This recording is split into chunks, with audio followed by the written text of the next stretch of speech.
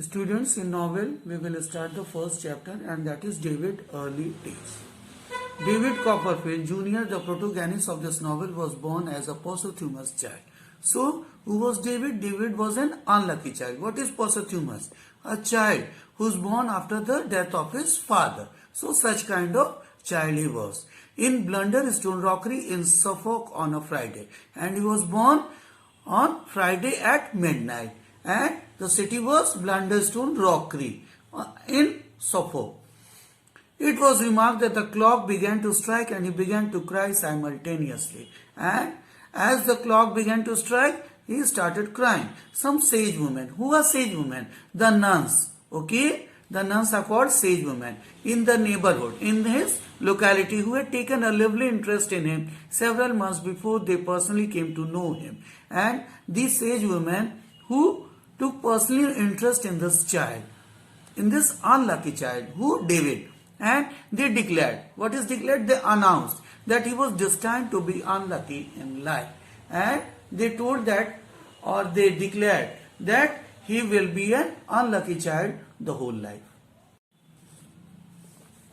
And was privileged to see ghosts and spirits. Both these gifts they believe belong to all unlucky infants of either gender born towards the small hours on a Friday night. So what was their prediction? The sage woman, what they predicted? That he was privileged. That means he was given importance to see ghosts and spirits. That means evil spirits. Okay, the witches, ghosts, both these gifts. And he was endowed with these gifts because they believe belong to all lucky infants. Because these sage women believe that these gifts are for all unlucky infants. Infants means newly born babies of either gender, of whatever gender they are, born towards the small hours on a Friday night. And whoever children who are born on Friday night. David's father passed away 6 months before he was born. And unfortunately, his father left this world or passed away before 6 months of his birth. He felt strange that he never saw his father, and he was always disappointed, dejected that he never saw his father. He had only a faint remembrance of his father's tomb in the graveyard where people are buried. So he had a memory, a very light memory of his father's tomb in the graveyard. He used to feel much compassion for his father's gravestone lying lonely in the graveyard.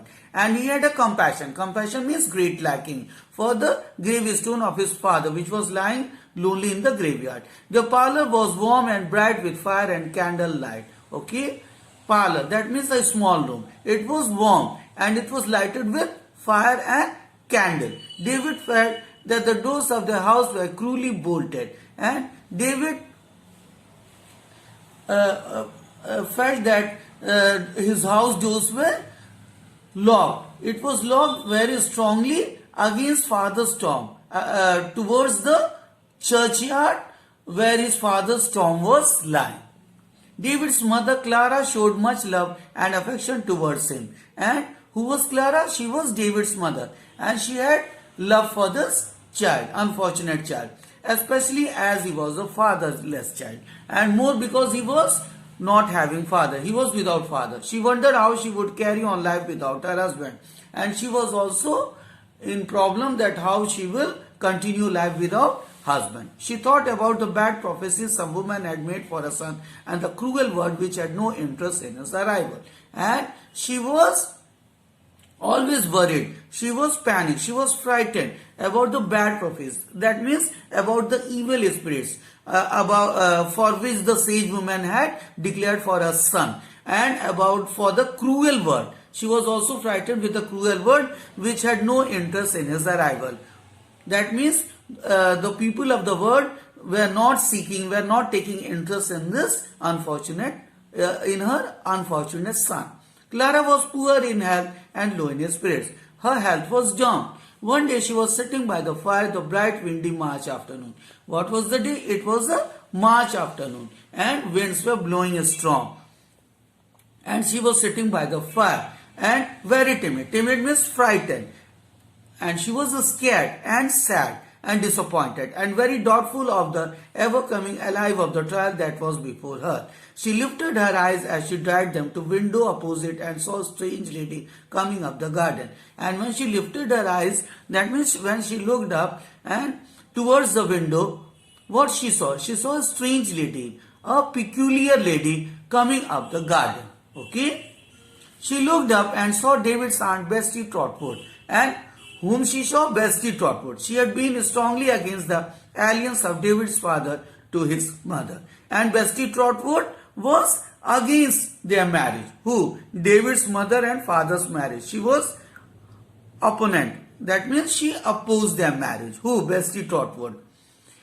Clara, because of the enormous age gap. And what was the reason? Enormous. That means huge, big, vast. And due to vast age gap between the two. That means David's father and mother. However, she was never disliked by Miss Betsy. And Miss Betsy never disliked her. That means she never hated her. Moreover, she wanted the custody of the girl Clara was about to bear and intended to name the niece Bessie Trotwood Copperfield. The other reason for adopting her niece was that she did not want anyone, especially men, to take advantage of her, just like they had done with her. And one more cause for accepting the niece was that she wanted to take advantage. She wanted to take a benefit or gain that they had done with her. That means with Clara. When David was born, she stormed out of the house. And when David was born on that very day, she firmly went out of the house as soon as she came to know that the newborn baby was a boy. And when she came to know that the newly born infant was a boy child. And she disappeared from David's life. And she moved away. From David's life, being considered that the child was unlucky or unfortunate. David's father had once been a favorite of Miss Betsy. And who was favorite of Miss Betsy? David's father. But she was deeply affronted by his marriage on the ground that his mother was a wax doll. And she called David's mother a wax doll. And she was against their marriage. Miss Betsy had never seen his mother, but she knew her to less than 20 years of age. And there was an age gap of 20 years between them. His father and Miss Betsy never met again. And they happened to never meet in life again. David's father was double his mother's age. And David's father was double to the age of his mother. And a delicate constitution. And they married. When he married and of a delicate constitution. That means with a legal constitution. That means that was a legal understanding between them for marriage. He died a year afterwards. And just after 1 year, he passed away. And 6 months before David. And David took birth after 6 months of his father's death. That means David finally came into the world after the death of his father for 6 months. Okay. David's earliest memories are of mother and Peggotty. And David's previous memories was regarding his mother and Peggotty, the family's maid. And who was Peggotty? Peggotty was a maid of the family. Who is more like a member of the family, but she was treated like a family member. He has faint memories of the kitchen backyard where his father is buried and also of the rooster. And David has a very slight memory of the kitchen backyard where his father was buried, and he also remembers the roosters, that means the cocks, which scares him. That means they frighten him to death. All in all, they are leading a very happy and contented life. And finally, David was living a satisfied and happy life. What is contented? That is satisfied. David particularly recalls. Recalls means to memorize. One occasion when he reads a book about crocodiles to his mother. And he remembers the moment when he read a book based on crocodiles. And he also told his mother about it. These pleasing memories are interrupted by the appearance of Edward Murdstone, a tall man with black whiskers and an irritating deep voice. And these pleasing memories, that means these loving memories, are disturbed by the arrival of Edward Murdstone.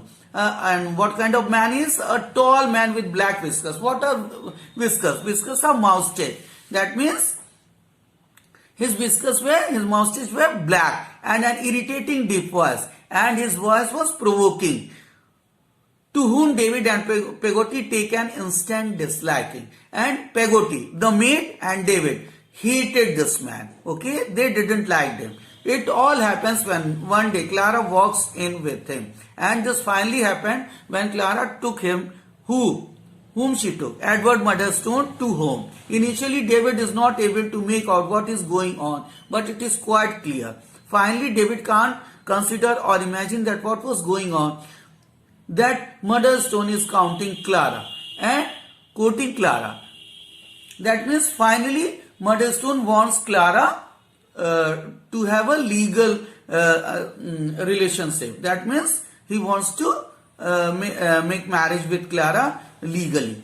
There are several occasions when Peggotty and Clara have arguments regarding Mr. Murdstone, which always ends up with both of them crying. And there were several moments when Peggotty and Clara had discussions in context to Murdstone, and that finally always ended with crying, with weeping. Peggotty is sure that Murdstone is after Clara's money. Who? The maid. Peggotty is assured that Murdstone is behind Clara's wealth, property and money, and he is not in love with her. She even wants Clara not to marry him. And finally although she wants Clara not to believe, trust or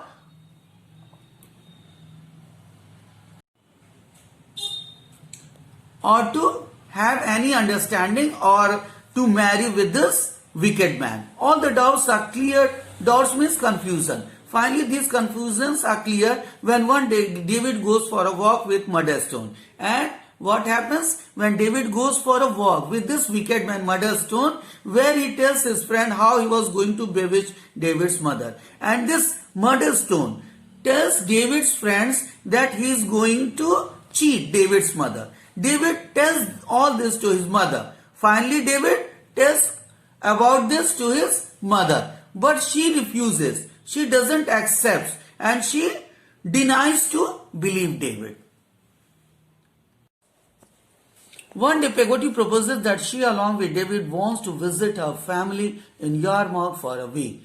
What happens? One day, Peggotty, the family maid, proposes. That means she gives an offer to David to visit to Yarmouth to her family for a week, and David happily accepts. Okay, but David is worried about what his mother will do in their absence. But David is panicked that in his absence what his mother will do. Okay, there in Yarmouth they are received by Ham Peggotty, and finally they were received by warm welcome by Ham Peggotty. And who is Ham Peggotty? He is nephew of Mrs. Peggotty, and he takes them to her brother's house. Where he takes to Peggotty's brother's house. Her brother is called Mr. Peggotty. And who is Mr. Peggotty? And Mr. Peggotty's house is actually a boat, and his house is like a boat. Finally, it is a boat which is converted into a beautiful home.